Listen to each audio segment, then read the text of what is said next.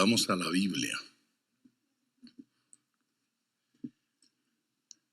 Hay un versículo que quiero utilizar como base hoy. Está en la segunda carta del apóstol Pablo a Timoteo. A veces suponemos que siempre que cantamos, al Señor le agrada. Que siempre que decimos aleluya, a Él le parece que es una adoración preciosa. Llegamos a creer que siempre que alguien ora, Dios le escucha y que Dios responde a esa oración. Sin embargo, la Biblia dice que Dios no escucha todas las oraciones. Pero a nosotros nos encanta decir que sí, que Él escucha todas las oraciones. Nos gusta creer que Él recibe toda la alabanza. Pero la Biblia dice que Él no recibe toda la alabanza, que no toda la adoración llega delante de Él. Hemos creído que todo lo que se deposita en un cajón de ofrendas, todo lo que se deposita, qué sé yo, en cualquiera de esos buzones de gratitud, que esa ofrenda está llegando delante del Señor. Nos gusta emocionarnos diciendo, llega como ofrenda, como olor fragante, llega como alabanza de adoración. Pero no es verdad. No toda llega así. Pensamos que todo servicio que hacemos, se acomoda una silla, si le abre la puerta a alguien, eso lo recibe Dios como servicio delante de Él. Esas creencias tendrían que ser contrastadas, por ejemplo, con la visita de Jesús a la casa de Lázaro. Jesús se agrada de la atención que María le presta, no así del servicio que Marta le estaba prestando. Eso no significa que rechazó a Marta. Eso significa que lo que hizo María fue agradable delante de Él. Esto habría que contrastarlo con lo que sucede cuando los hijos de Adán y Eva van delante de Dios para presentar sus ofrendas. Y al Señor le agradó la ofrenda de Abel, no así la ofrenda de Caín. La rechazó, no le agradó, no le gustó, ¿cierto?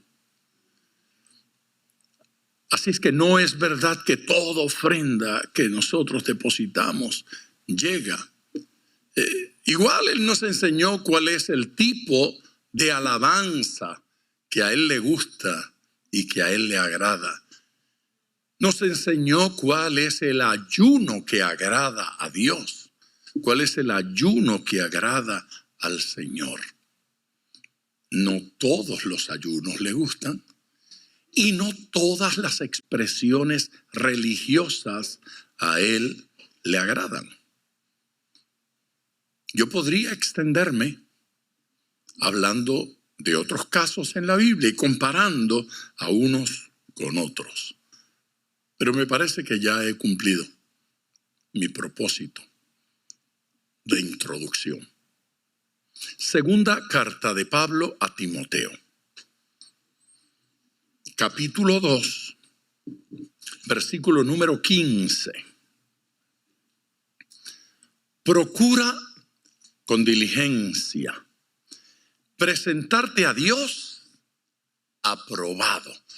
Usted debe decir conmigo, aprobado. Aprobado. Usted tiene que salir de esta reunión con un sello que diga, sí, mire a su esposa y dígale, aprobada. Doña, usted, para que él no se atormente mucho, dígale aprobado. O casi aprobado. Aprobado. Juntos, procura con diligencia presentarte a Dios No. Si es así, esto es una cosa terrible. La calificación de 1 a 10 no llegó a 1. El aprobado va en conjunto. Procura con diligencia presentarte a Dios. Claro, mire que la gente está oyendo y entonces van a creer que usted no está aquí. Aprobado. Como obrero que no tiene de qué avergonzarse, que usa bien la palabra de verdad. Aleluya. El versículo comienza diciéndole a Timoteo, procura. ¿Sí? Procura. ¿Cuál es la idea de ese término? Allí la palabra procura tiene un alto contenido de celo, de intensidad. Esa palabra procura dice que hay que meter el corazón en esa tarea. Procura, ¿sí? Eso de presentarme delante de Dios aprobado no es una cosa superficial. Para Pablo es de suma importancia. Es más importante que ofrendar, es más importante que cantar, es más importante que predicar, es más importante que enseñar o estudiar hebreo, griego, más importante que cualquier cosa. Procura con diligencia presentarte a Dios aprobado. Procura.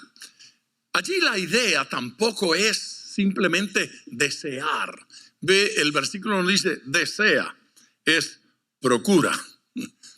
Es diligencia, es entrega, es dedicación, es celo, es intensidad. Eso de ser aprobado por Dios no puede ser tomado superficialmente. Tenemos que desearlo con todo el corazón. Es sorprendente como gente dice, ajá. Dice, créame que esa no es la idea del versículo. Esa no es la idea del versículo. Es sorprendente cómo la gente puede leer la Biblia, leer sobre esa intensidad, sobre esa entrega, sobre esa búsqueda y luego decir el miércoles no tengo tiempo. Procura. Lo que sea, pero procure. Procura exige acción. Procura es más que desear. No podemos caer en la condición del vago, ¿sí?, que dice que está buscando trabajo. ¿Cierto? Y entonces le dice a la esposa, yo quiero, pero no he conseguido trabajo. ¿Sí? Y la esposa lo mira y le dice, ¿y cuándo buscaste? Ahí está, jugando videojuegos, allí está viendo televisión, se sabe todas las películas, va de cine en cine y piensa que en la hamaca le va a llegar el contrato. Contratos de hamacas. Procura exige acción. Procura exige dedicación. Procura exige esfuerzo. La santidad se suda. La madurez se suda. Es necesario esforzarse. ¿Sí? Yo recuerdo cuando estaba intentando convencer a la hermana Estrellita de que se casara conmigo. Yo recuerdo, ella vivía en el fin del mundo. No solo vivía en el fin del mundo, era en un mundo oscuro. No había una bombilla en aquella carretera, no había un poste esos del alumbrado, no había uno. Si no salía la luna, usted no veía ni su mano. Eran varias millas y el hijo de doña Mary no tenía auto. Así que sabe cómo era, ¿verdad? Claro, cuando uno iba temprano, pues se paraba en la esquina y a dedo. Y llegaba. El problema era salir de allá. ¿Quién se detiene en esa oscuridad para llevar a alguien? Así es que a pie. Pero el plan era convencerla. Entonces, ¿uno qué? Se esfuerza. Procura presentarse aprobado. Uno procura simpatizar, uno procura hacer algo que agrade. Este procura de nuestro versículo es esfuerzo. Algunas versiones tradujeron en lugar de procura, y algunos estudiosos dicen, bien podría traducirse asegúrese de. Asegúrese, garantice que se presenta delante de Dios aprobado. Eso hay que procurarlo con esfuerzo, con celo, con dedicación. Pero además de eso hay que asegurarse de lograrlo. Cuando estamos hablando del cielo, cuando estamos hablando de Dios, cuando estamos hablando de agradarle, no podemos dejar la cosa en un tal vez, en un a lo mejor, o en un casi lo logro. Es necesario asegurarse. Usted debe darle gloria a Dios. Procura con diligencia, procura con esfuerzo, procura con dedicación. ¿Qué cosa? Presentarte. Y esa palabra es digna de ser considerada también. Presentarte. La idea no es grupal. No es la congregación. No es el equipo, no es usted y su gente, no es familiar, es individual. Presentarme es mi responsabilidad. Es mi responsabilidad delante de Dios. Así que bien podemos decir, preséntate a ti mismo. Sí, preséntese usted mismo delante del Señor. Es mi responsabilidad delante de Dios. Mi responsabilidad es crecer. Mi responsabilidad es madurar. Mi madurez espiritual no la puedo abandonar en las manos de la iglesia local, ni en las manos del pastor, ni en las manos de los líderes, ni de los maestros. No la puedo abandonar en manos de nadie. Es mi responsabilidad, es su responsabilidad delante de Dios. Preséntate.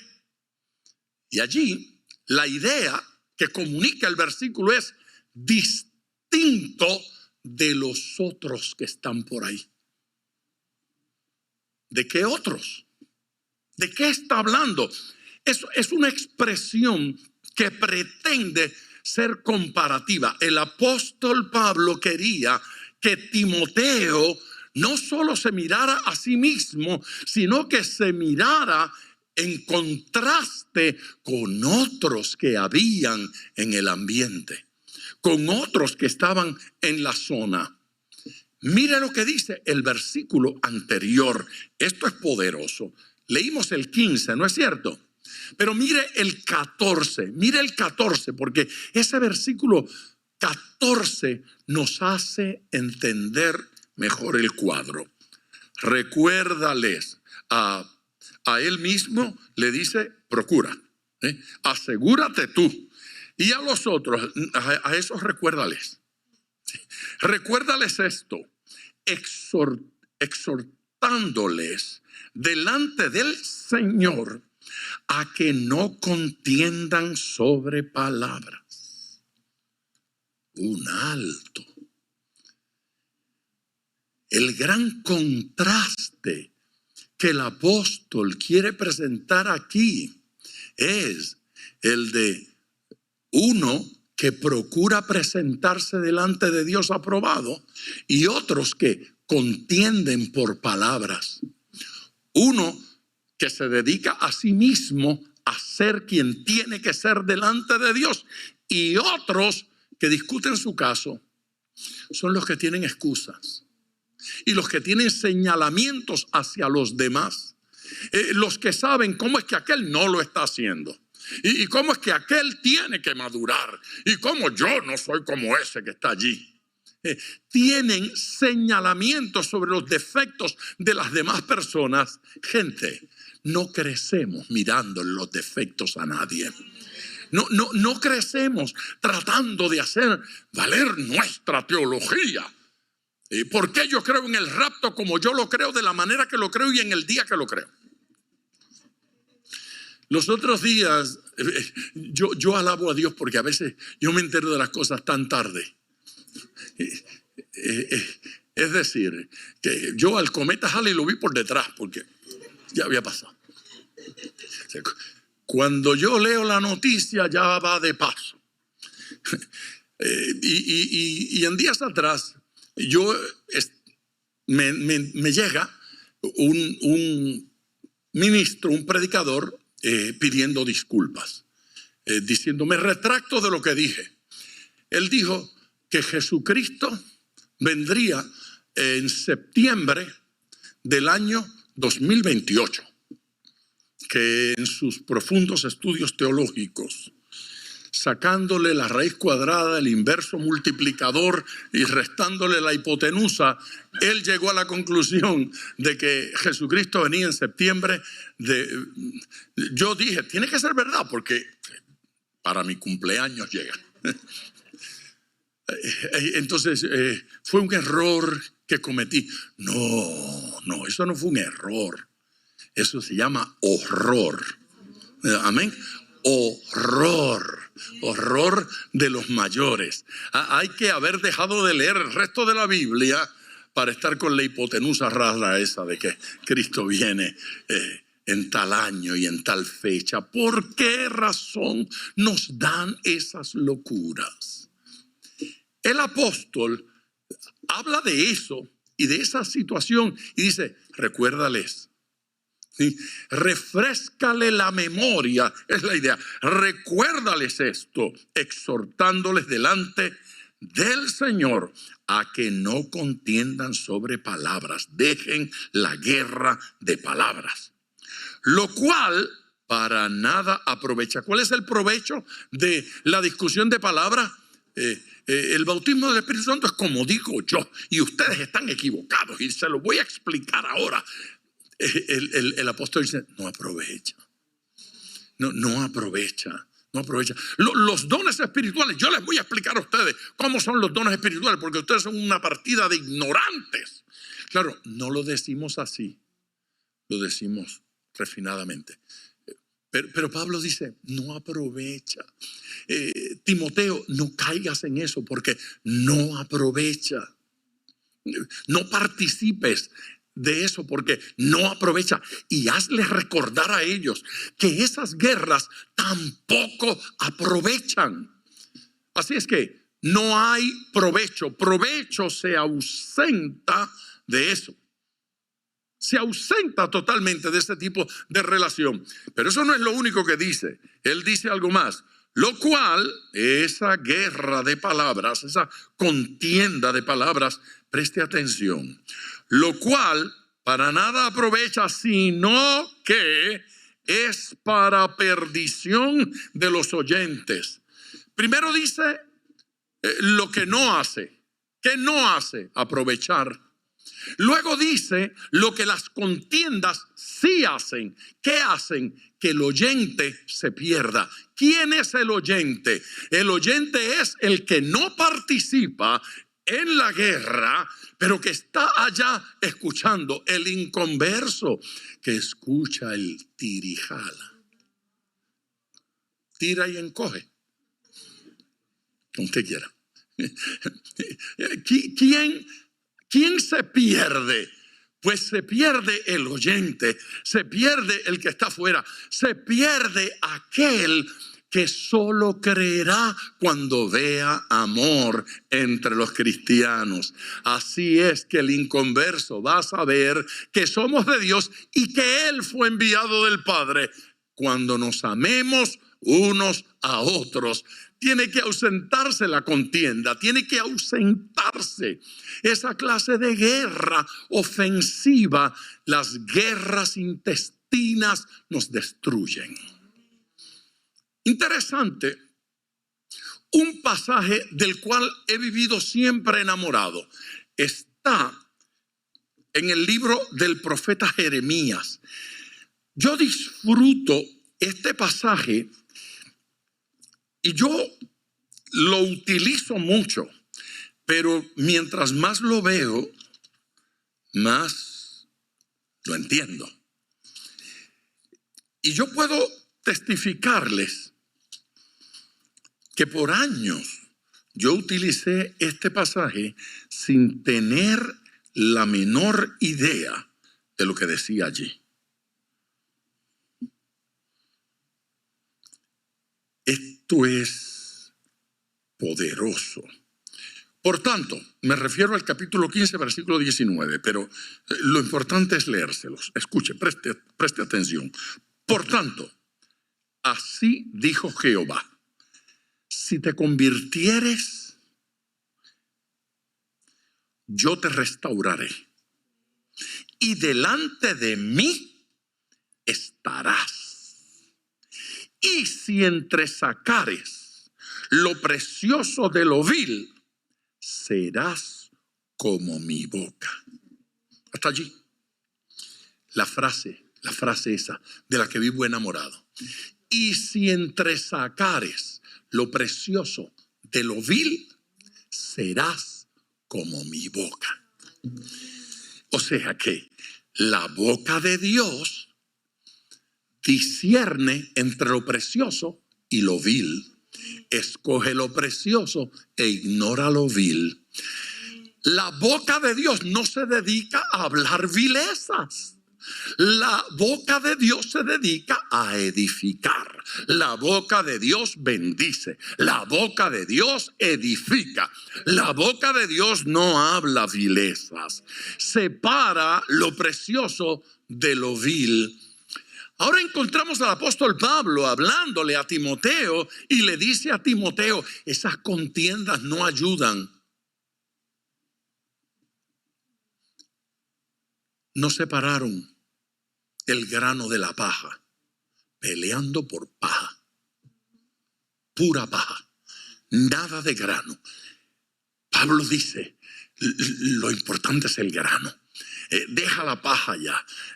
Lo importante es lo precioso, el tesoro, ¿sí? La enjundia, el contenido, la esencia. Olvídate de los extras, olvídate de los rellenos, olvídate de las superficialidades. Si aquel no se puso, si aquella no, si lo hace de una manera, si lleva el cabello de otra forma, de qué color se viste, cómo gesticula, qué terminología ocupa, ¿qué importa? Si en mi país lo dicen de una manera y en el país del otro lo dicen de otra manera, ¿para qué dañarnos el corazón con tonterías? El Señor nos dice: deja la paja y atiende al grano. Amén, lo precioso, y olvídate de las vilezas. Eso es para crear una disciplina en el corazón de mirar a la gente y encontrarle las riquezas. Olvidarnos de los defectos de la gente. Una miradita para que vea cosas bellas. A la izquierda, a la derecha, por el frente, no pierda el tiempo, pero miren en otra dirección. Tenemos que hacer una disciplina de ver las virtudes de nuestros hermanos, las virtudes de nuestras hermanas, las cosas que glorifican a Dios, alguien que alabe. El apóstol Pablo está ministrando a su discípulo y diciéndole cómo conducirse. ¿No les parece a ustedes que debemos aprender de él? No. Procura con diligencia presentarte a ti. Olvídate de los demás. Preséntate a ti, ¿sí? Presentarte a Dios aprobado. Aleluya, aleluya, aprobado.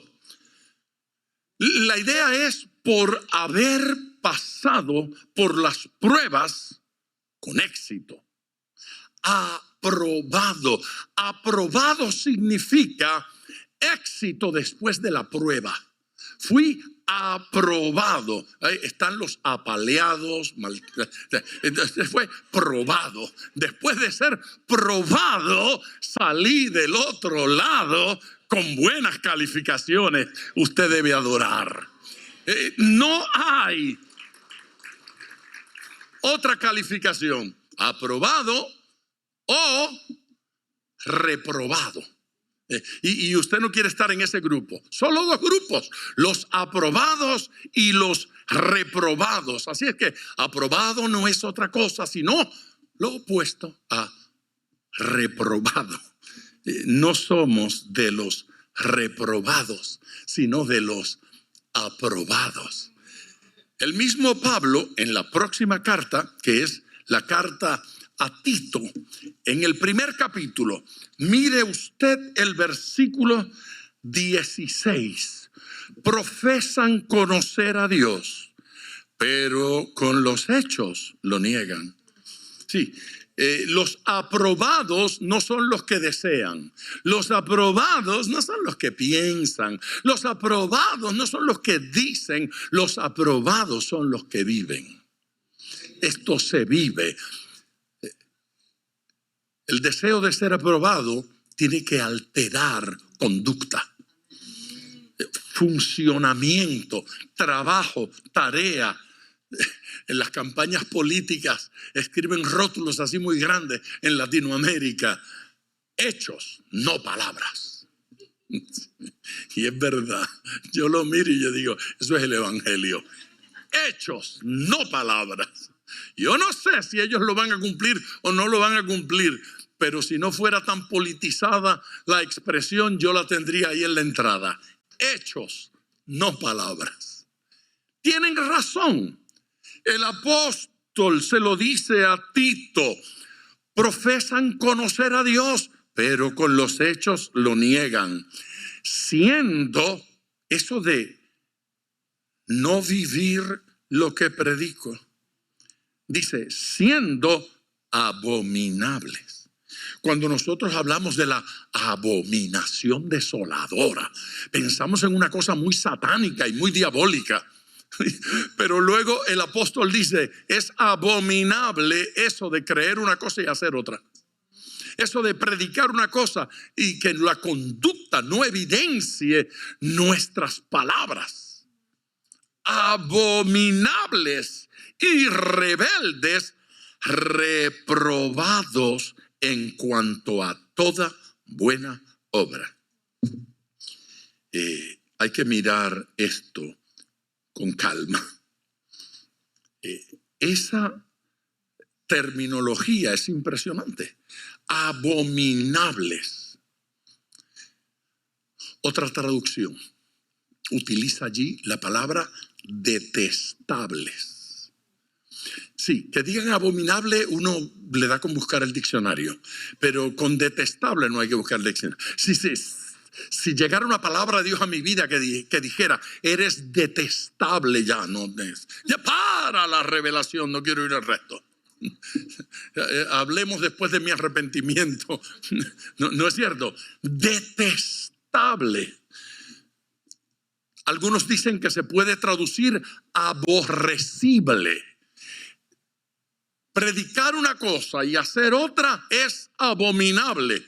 Predicar una cosa y hacer otra es detestable. Predicar una cosa y hacer otra es aborrecible. El apóstol Pablo ha decidido quitarle a su discípulo Timoteo toda idea y todo deseo de parecerse a ese otro grupo. Así no, Timoteo. Nosotros tenemos que vivir para Dios. Aleluya. Así es que eso de no vivir lo que predico es un problema. Pero aquí hay dos problemas. Dos cosas que hay que corregir y reenfocar. Es horrible no vivir lo que predico. Y es peor no predicar lo que vivo. Tengo que ser capaz, mi conducta tiene que representar la esencia de mi mensaje. Y mi mensaje tiene que ser un reflejo de mi vida. Si lo que estoy diciendo no es lo que estoy practicando, no estoy viviendo el evangelio. Y si es exactamente lo opuesto, entonces es peor. Procura con diligencia presentarte a Dios aprobado. Inmediatamente, la segunda parte del versículo habla de ser modelo. ¿Se lo puede decir a su vecino? Sé modelo. Dígaselo. Claro, si está en buenos términos, si le va a causar problema, no se mete en este lío. Sé modelo. Entre dientes así, si lo ve con la cara muy seria, diga, si quiere. Pero no te enojes. Sea modelo. Aleluya. El Señor quiere que seamos modelo. Se dio cuenta que el versículo dice, preséntate. Es decir, que esto no es para la persona que está al lado suyo. Esto es para usted. ¿Alguien puede decir, esto es para mí? Sí, esto es para mí. Esto es para mí. Y el otro, bueno, allá él. Pero esto es para mí. Obrero. Allí dice que como obrero que no tiene de qué avergonzarse, como obrero. ¿Cuál es la idea? Vaya conmigo al Evangelio según Mateo. Volvamos al capítulo 20. Mire el primer versículo. Porque el reino de los cielos es semejante a un hombre, padre de familia, que salió por la mañana a contratar obreros para su viña, un alto. El reino de los cielos es como un obrero, como un padre de familia, que salió a contratar obreros para su viña. Un altito. Luego seguimos. No sé si usted recuerda este pasaje. No sé si recuerda cuándo fue la última vez que lo leyó. Hace más o menos como 30 minutos. Así es el reino de los cielos. Es un padre de familia que sale a buscar obreros para su viña. Trabajo, tarea importante. En aquella época, las cosas se hacían no muy diferentes a como se hacen hoy. Solo que ellos estaban en el Parque Central, en el centro de la ciudad. Ahí en el parque, en la plaza pública, allí se juntaban los obreros muy temprano, antes de salir el sol. Ya ellos estaban allí bebiéndose su cafecito y esperando que algún dueño de alguna empresa pasara y los recogiera. ¿Le hace recordar eso algo? Es lo mismo, solo que ahora es en el estacionamiento de la ferretería. ¿Cierto? Allí. La ferretería hace unos meses se puso traviesa y le dijo a toda esa gente que ya no los quería allí. Y los echó. Las ventas le bajaron. Porque resulta que el dueño de casa va allí a la ferretería a buscar un empleado. ¿Alguno de ustedes hace plomería? Sí, yo. Mira, tengo esta situación, ¿me la puedes arreglar? Claro, pero cómprese aquí esto, aquello y lo otro. Entonces la persona sale de ahí cargadita, ¿no es cierto? Entonces cuando perdieron eso se dieron cuenta que habían cometido un error. ¿Dónde están? Vuelvan. Regresen aquí todas las mañanas. Les vamos a dar cafecito gratis, pan con chocolate y todo lo que ustedes quieran. Bueno, era lo mismo. ¿Va a ser en un lugar o va a ser en otro? pero se van a juntar en algún sitio para que todo el mundo sepa dónde voy a conseguirme un carpintero, un pintor, que no tenga yo que contratar una gran empresa, un contratico aquí con una persona. Lo mismo. Este padre de familia salió a buscar unos empleados para su finca en ese día. Había que trabajar. Encontró unos pocos allí, los contrató y llegó con ellos a un acuerdo. No fue el mínimo, fue el sueldo federal digno y un denario. Esto era lo justo. Un día de trabajo, 12 horas. Desde las 6 de la mañana hasta las 6 de la tarde, y el pago era un denario. Ese era el salario de un día de trabajo. Yo les pago su denario. Perfecto, un denario está muy bien. Estamos contentos. Iban felices. Felices para la viña, felices. Tenemos trabajo. Hoy come mi familia. ¿No es cierto? Porque esa es la idea. Usted no trabaja por amor al arte. Usted trabaja con amor y arte, pero para producir algo con que sostener su familia. Ahí están. Estamos contentos y estaban trabajando. Y entonces el dueño de la finca, de la viña, era un viñador. Vuelve a pasar por la plaza, por el estacionamiento, y encuentra que hay otros. Media mañana, 9 de la mañana. ¿Y ustedes quieren trabajar? Sí, denle, vamos a la viña. Tengo trabajo para ustedes. Les pagaré lo justo. Ah, fabuloso. Muy bien. Fueron allá. Pasó a mediodía, pasó a media tarde. Lo mismo. Había gente allí y él los contrató. Y luego pasa a las 11. Es decir, a eso de las 5 de la tarde, cuando ya se acababa el día de trabajo.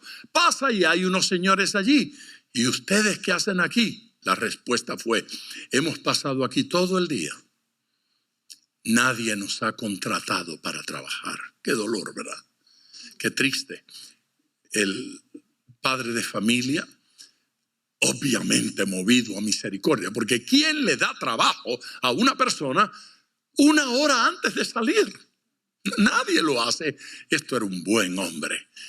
Y les dijo: vayan a la viña, hagan allí lo que puedan. ¿Cómo no? Se fueron. Les pagaré lo que es justo. Bueno, se fueron allá. Cuando llegó la noche, ya se había acabado el día de trabajo. Había que pasar las 6, ya había oscurecido. Estaba cada quien esperando el dinerito para salir a comprar algo para la familia. La doña estaba esperando en la casa. Así es que el padre de familia llamó al mayordomo y le dijo al mayordomo: págales a todos, comienza por los últimos que llegaron, por los postreros. Le dio instrucciones y el mayordomo los llamó, y a los que habían trabajado 1 hora les pagó el día completo. Sergio, ¿qué tal? Como decía Gille, alábalo si puede. El día completo.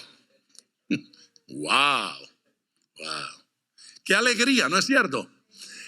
Allí no lo dice, pero iban bailando hasta la Macarena. Ellos iban festejando camino a la casa. ¡Qué alegría! ¡Qué hombre tan bueno! Y el chisme allá, ¿sabes? Por lo bajo, los otros, ¡óyeme! ¡Qué barbaridad! Bueno, nada, se fueron. Vinieron los de media tarde, les pagó el día completo. Los de media mañana les pagó el día completo.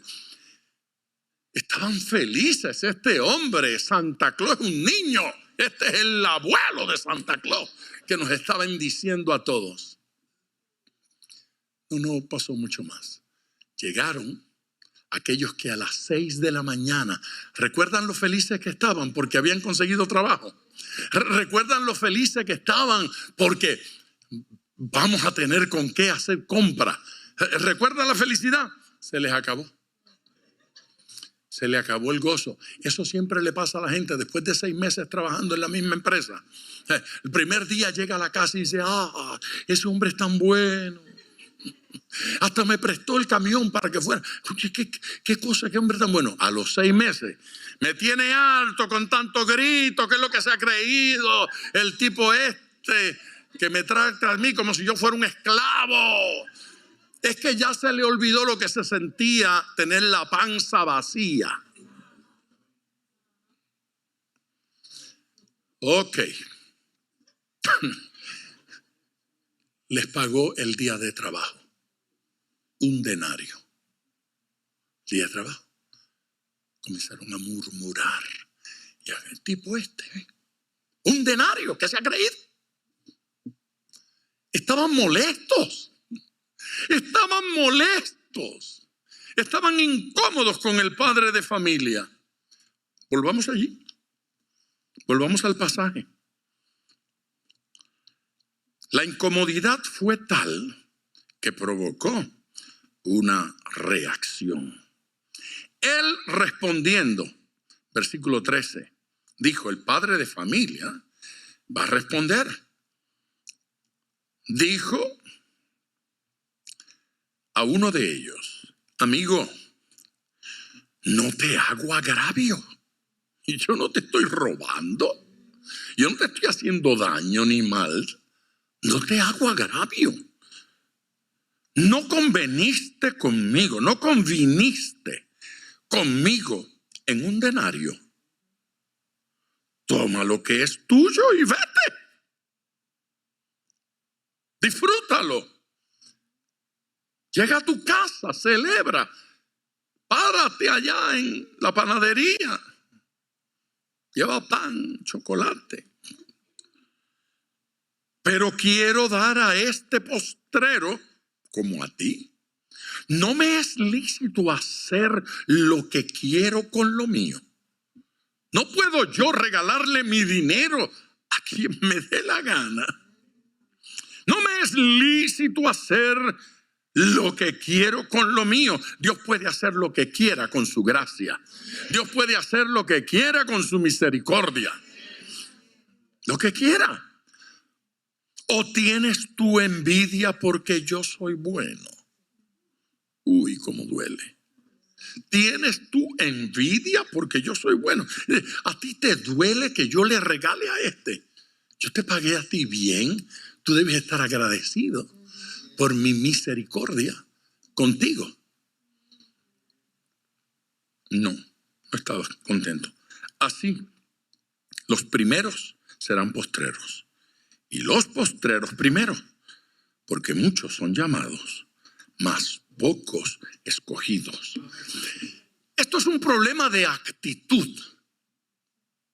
Mire, lo que dice este pasaje, si yo lo tengo que ilustrar, yo diría, vaya a la cruz y dígame si fue bueno o malo que Jesús de última hora perdonara a un delincuente. Pues es bueno cuando yo puedo ser ese delincuente, Sergio, ¿no es cierto? Porque uno dice, bueno, de repente pude haber sido yo. Ahora, si yo soy el delincuente, es bueno lo que Cristo hizo. Pero cuando son los hipócritas religiosos que están en la parte de abajo, oh Dios, de última hora, sin un ayunito, nunca se congregó, no dio un diezmito, ni una ofrenda. Y yo que me rompí el bolsillo dando y sembrando, y he cosechado una pavona, un hibisco de la misma naturaleza. Y el Señor tendría que decir desde el Calvario, ¿te da envidia? ¿Te da envidia que yo decida ser bueno con este delincuente? ¿Te da envidia que yo decida ser bueno con esta prostituta? ¿Que yo decida ser bueno con este adicto a droga? ¿Que yo decida ser bueno con este homosexual? ¿Te duele, te lastima estima que yo sea capaz de tener misericordia de cualquier vida y transformarle. El amor, la misericordia, la gracia de Dios es gratuita para todo aquel que Él quiere. Está disponible para todos. Es interesante la queja del que ve esa misericordia de Dios, porque no parece comprender que Él está en el libro de Dios para bendición. No parece comprender que de repente ese se llevó una bendición por una hora de trabajo y a lo mejor mañana siguió irresponsable. Pero el padre de familia seguramente tenía en la libretita escrito y este trabajó desde las 6 y se fajó las 12 horas y no se quejó. Y se alegró. Así que mañana tengo trabajo para él. Y la semana que viene tengo trabajo para él. Y la bendición continúa. Oiga, haberse convertido de última hora allá al lado de la cruz, eso no es la gran cosa, ¿sabe? Haber pasado esos 3 años con Jesús, viéndolo predicar, acompañándolo, orando por los enfermos, ayunando con Él, trabajando con Él, eso es glorioso. Creer que aquel que fue adicto, mujeriego, peleonero, que estuvo en 7 prisiones y que después se convirtió, ese sí que gozó la vida.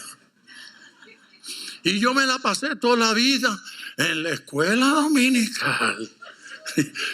¿Usted piensa que es mejor ser mujeriego que estar en la escuela dominical? ¿Usted piensa que es mejor ser adicto a drogas, ser borracho, que pasar la vida sirviéndole al Señor? Entonces usted no ha conocido la gracia de Dios y el valor de su presencia.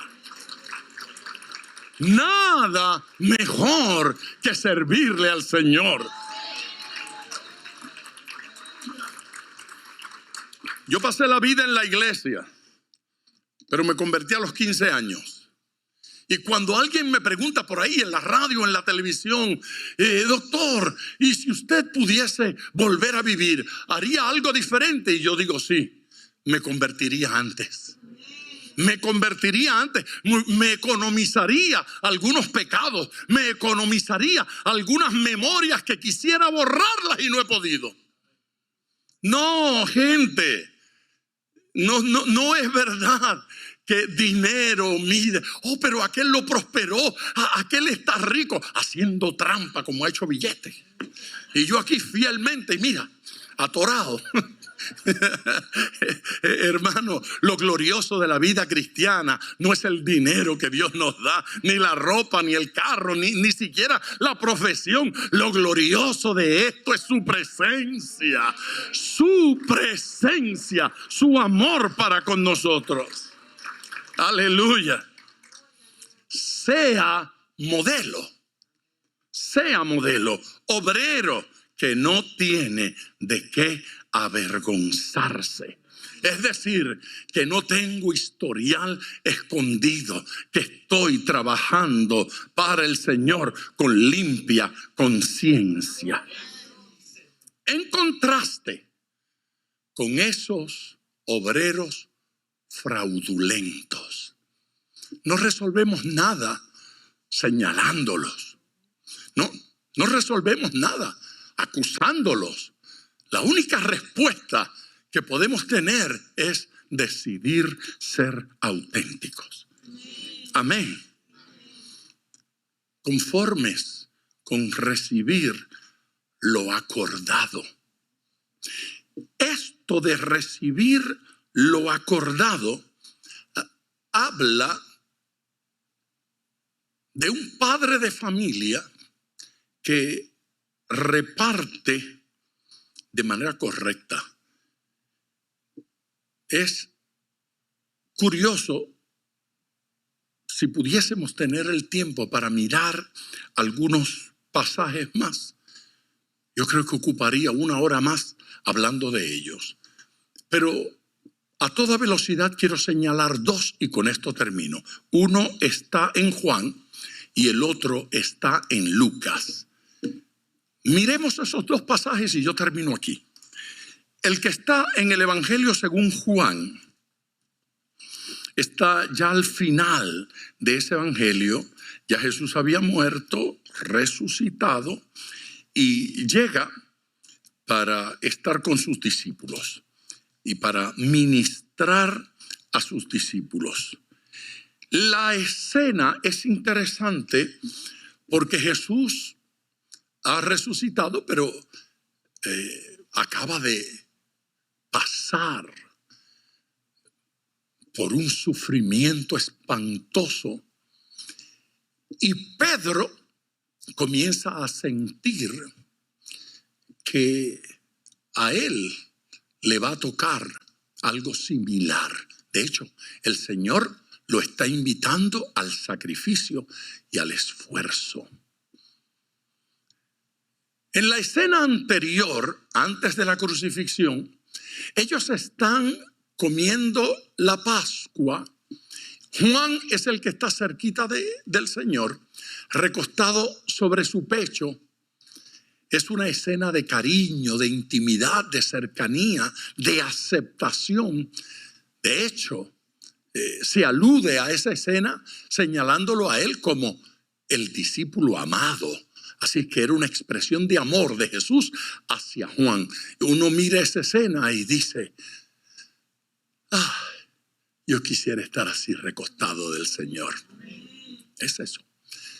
Pedro está un poco más allá y para dirigirle una pregunta al Señor, entonces hace uso de Juan, que estaba más cerca. Juan, pregúntale. Y Juan le pregunta y el Señor responde. Ahora la escena ha cambiado. Van caminando y el que está cerca del Señor es Pedro, no Juan. Porque el tema es otro. El tema es otro. El tema es quién va a atender el rebaño cuando yo me haya ido. Pedro, ¿me amas? Qué bárbaro. ¿Cómo que si te amo? Tú sabes que te amo. Apacienta mis corderos. Demuéstrame tu amor atendiéndome las ovejitas. Pedro, ¿me amas? Señor. Es insistente, 3 veces ocurre. La tercera vez, Pedro ya no sabe cómo más contestar. Tú sabes todas las cosas. ¿Qué te es oculto a ti? Tú conoces mi corazón, tú sabes cuánto te amo. Pastorea mis ovejas. Tu amor me lo vas a evidenciar atendiendo el rebaño. Es a ti que te amo. Yo no dije nada de Karen. Si me amas, pastoréame a estos.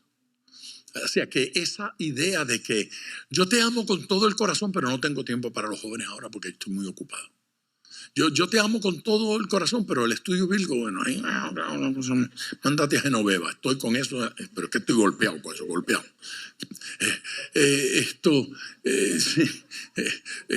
Pastorea mis ovejas, haz evidente tu amor. Amén.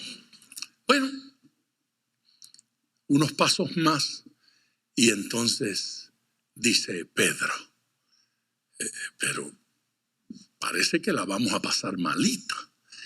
Y entonces se voltea y ¿quién viene avanzando detrás de él? No era nada raro. Doquiera usted encontraba a Pedro, encontraba a Juan. Él era casi medio discípulo de Pedro. Ahí estaba. Era el socio de misiones y de travesuras, de todo. Estaba ahí.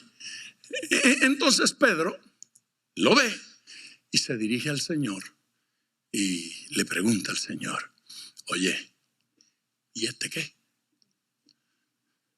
¿Y mi socio? ¿Qué va a pasar? La respuesta del Señor es evasiva. Es evasiva.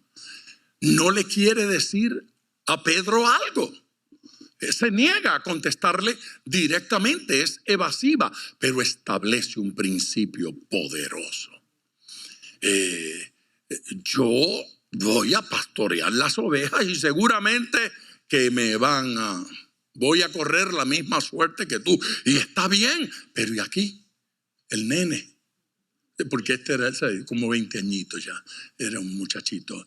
¿Qué hacemos con la respuesta de Jesús? Vamos allá. 21. Cuando Pedro le vio, dijo a Jesús: Señor, ¿qué de este? Jesús le dijo: si quiero que él quede hasta que yo venga, ¿qué a ti? Dígame que se sintió mal. Sígueme tú. El énfasis lo pongo yo, pero estaba en el original, se lo digo yo. Estaba allí. Señor, ¿y qué de este? Poco le faltó para decir ¿qué de qué? Si quiero que él quede hasta que yo venga. Entonces se popularizó eso, se corrió entre los hermanos y comenzaron a decirse unos a los otros, porque esto no falla, ni entre los dos se faltó. Comenzó a correr entre ellos. ¿Te enteraste? Juan no va a haber muerte, va a vivir hasta que el Señor regrese. Pero Juan mismo aclara, el Señor no dijo eso. El Señor dijo que a ti, en una palabra, ¿y a ti qué te importa lo que yo voy a hacer con Juan? Si quiero que quede hasta que yo venga, ¿qué importa? Se da cuenta que Jesús entendió dónde estaba la inquietud de Pedro. La inquietud de Pedro es: a ti te mataron, resucitaste, a mí seguramente también. ¿Y a este? Al pobre nene. Oye, que todavía está empezando a vivir, no se ha casado, no tiene hijos. Si quiero que él quede. Así es que no le dijo. Es interesante que no le dijera, porque él y los otros murieron sacrificados, dieron la vida. Interesante que el único que se puso viejito y murió anciano fue Juan. Fue Juan. Y de hecho, lo que se dice es que todavía estando viejo, algunos hermanos decían: bueno, es que el Señor dijo que él no iba a morir. Pero murió de viejo. Dios tenía un plan. Fue el más joven de los discípulos, fue el último en morir, y durante ese periodo se desarrolló todo el ministerio de Pedro y luego el ministerio de Pablo, y todavía él muere después que Pablo. Así es que duró mucho más que ellos y su ministerio fue mucho más extenso, y se dice que todavía ancianito hacía que los jóvenes lo llevaran al culto. Lo tenían que cargar y llevarlo al culto, y pedía el podio para hablar y se paraba para decir: amaos los unos a los otros.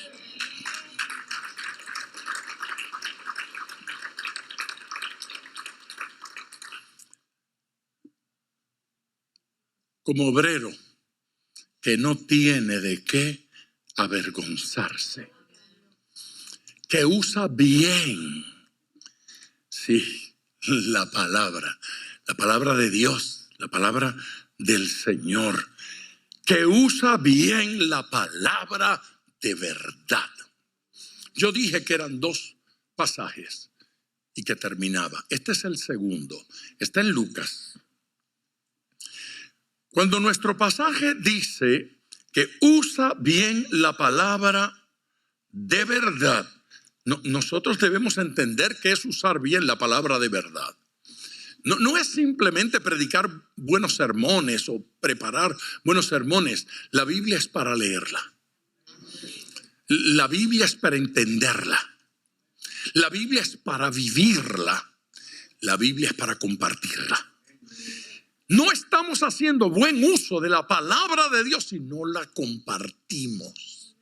No estamos haciendo buen uso de la palabra de Dios si no la vivimos. La palabra de Dios tengo que usarla para que cambie mi vida. Y luego como recurso para ayudar a otros, para bendecir a otros. Si la como solo para mí, entonces no estoy haciendo buen uso de la palabra de Dios. La expresión aquí que usa bien la palabra de verdad, es interesante que, por ejemplo, la Vulgata Latina traduce allí manejando correctamente la palabra de verdad. Hay que manejarla. Es un instrumento en nuestras manos. Es un recurso en nuestras manos. Solo de forma metafórica, es una herramienta en nuestras manos. Hay que manejarla correctamente. Algunos tradujeron administrando correctamente la palabra. La palabra tiene poder, la palabra es eficaz, la palabra transforma, la palabra cambia gente. Entonces, la idea allí es que hay que administrarla correctamente. Ahora, para llegar a nuestro versículo, otros tradujeron cortando derecho. Cortando derecho. Y dice, ¿y qué es lo que hay que cortar derecho? ¿En qué sentido es de cortar la palabra? O correctamente, cortando correctamente la palabra. Es una metáfora, si se quiere, tomada de Lucas, nada más que aludo al versículo, porque es tomado de una metáfora de un padre de familia. Aquí hay otro padre de familia. Lucas 12, versículo 41. El mío es el 42, pero llego allá. Entonces Pedro le dijo, Señor, ¿dices esta parábola a nosotros o también a todos? Y dijo el Señor, ¿quién es el mayordomo fiel y prudente, al cual su Señor pondrá sobre su casa? Aquí viene, para que a tiempo les dé su ración. Para que a tiempo les dé su ración. De lo que está hablando allí es del partimiento del pan, de la comida a los hijos. Para cada uno de mis hijos. Repartiendo. Ese cortar derecho, ese cortar el pan correctamente, esa repartición de pan para nutrir a los hijos, es a lo que alude aquí el apóstol Pablo cuando le habla a Timoteo. Timoteo entendió la ilustración inmediatamente. Él captó. La posición de un creyente es la posición de un padre que la riqueza más grande que tiene es poder alimentar la familia. Sí, que el don, la bendición que tiene es poder darle de comer a cada uno de los hijos. Y le está diciendo, eso que vas a administrar correctamente, eso que vas a manejar correctamente, eso que vas a cortar derecho, eso que vas a repartir de forma justa es el banquete que yo estoy poniendo en tus manos. Usted debe alabar al Señor. Es el Padre que corta y reparte el pan entre los hijos. Amén. Es hacer camino derecho para que la palabra de verdad llegue a los corazones. Es no estropear con mala conducta, con mal testimonio, la ruta de la palabra que comparto. Es ser modelo, ser ejemplo. Amén. Es limpiar el camino por el que no solo los otros van a caminar, sino tú mismo, Timoteo.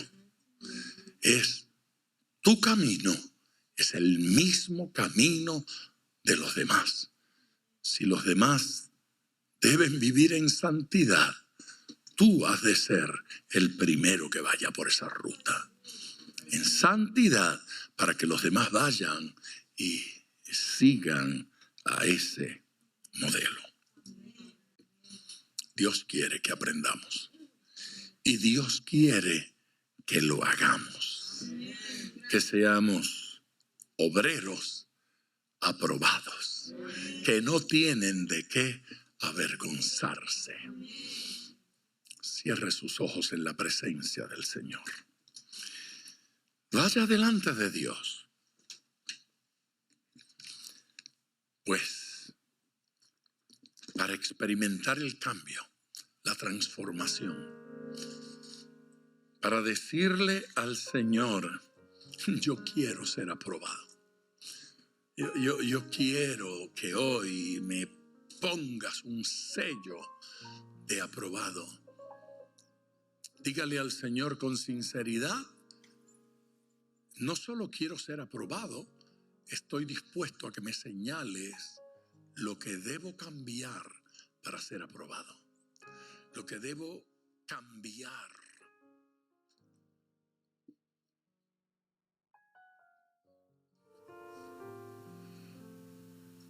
Hable con Dios. Dígale al Señor, no solo quiero ser aprobado, quiero ser corregido. Dígale al Señor, repréndeme ahora para llegar a ser irreprensible. Corrígeme ahora para no necesitar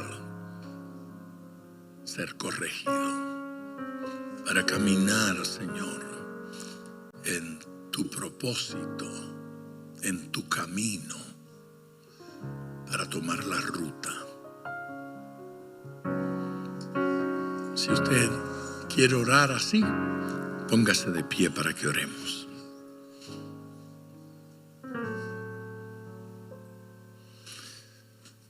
Gracias, Señor maravilloso. Gracias, Espíritu Santo, por estar aquí, hablarnos de diversas formas. Gracias por la operación de los dones espirituales para edificación de tu iglesia, para consolación de tu iglesia. Gracias, Espíritu Santo, por tu tierna presencia, por tu dulce toque, por tu palabra directa, edificante a nuestros corazones. Padre Dios, que no olvidemos este mensaje, que no olvidemos estos versículos, que no olvidemos esta reflexión, que nos acompañe y que con entusiasmo, Señor, nos dediquemos a hacer aquello que tú quieres. En el nombre de Jesús. Amén.